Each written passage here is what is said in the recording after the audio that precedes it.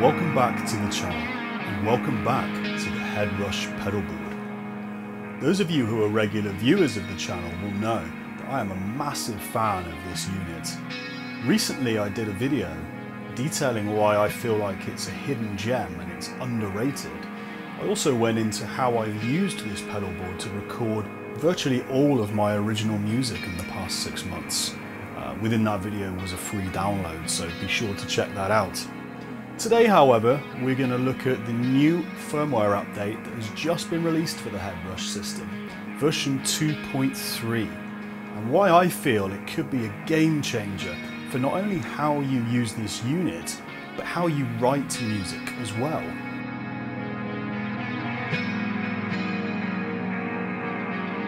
The opening piece of music you've heard in this video was all written and all recorded just with the Headrush pedalboard.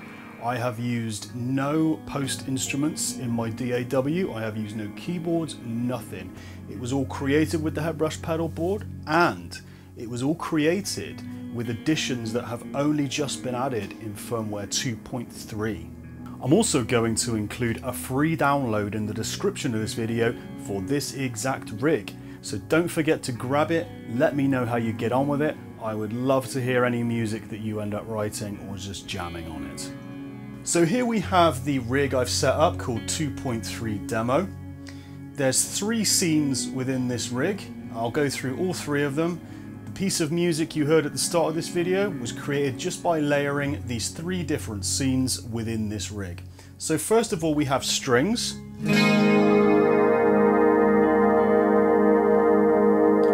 Now this is taking advantage of 2 of the latest additions within firmware 2.3. Namely the Acoustic Simulator and the Ambiverb pedal. I used this particular scene in this song just with the volume pot on my guitar to create kind of a synth pad sound like this.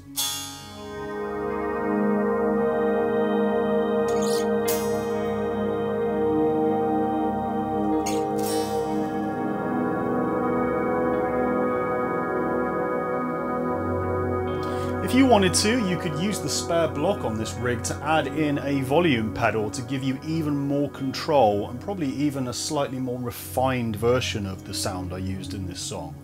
The next scene within this rig is pure acoustic, which is using the brand new Acoustic Simulator within Headrush, which I have to say is the best acoustic simulator I have ever heard, and I have used quite a few.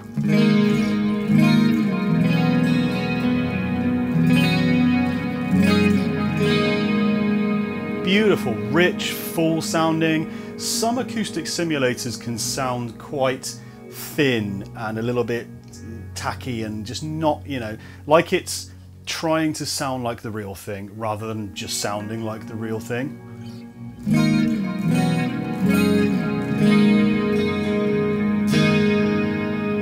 There's a bunch of different presets within the Acoustic Simulator. There's Jumbo. There's a more traditional piezo sound.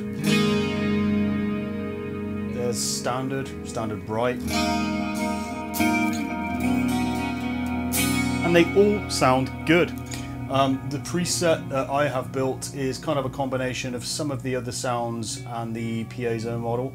I am a massive fan of John Petrucci's clean tone, which, if you know, it incorporates an actual piezo saddle pickup on his Music Man guitar, but it's kind of mixed in with the standard clean sound of the guitar as well. It just sounds beautiful. And then finally we have the driven scene within this rig, which is taking advantage of the brand new K-Drive pedal and also the brand new orange amp that's been added, which is on channel 1. I'm also adding in some graphic equalizer for kind of like a telephone radio-y type sound. If you ever listen to kind of Opeth's work, you kind of know what I mean, this sort of thing.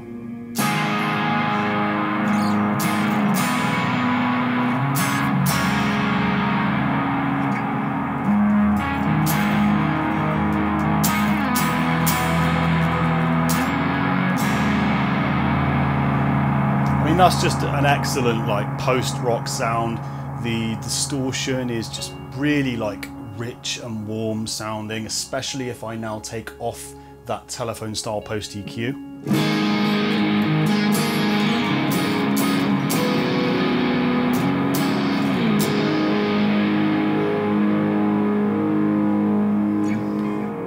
So, why do I think that this firmware update with Headrush is a game changer? Well, Headrush, historically, since it launched in 2017, has faced a lot of criticism for not having as many amp models as the competition, also not having quite as many signal routing options, although there is a real good selection within this now.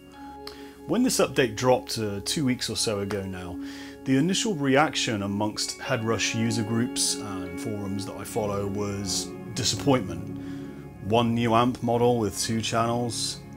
A lot of us Headrush users have been kind of holding out in the hopes that they would add more modern high gain options, for example.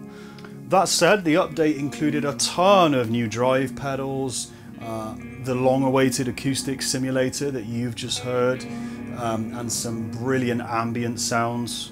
Certainly the competition, nearly all of them offer more amp models apart from some of the budget options, certainly Helix, Fractal, now the Quad Cortex.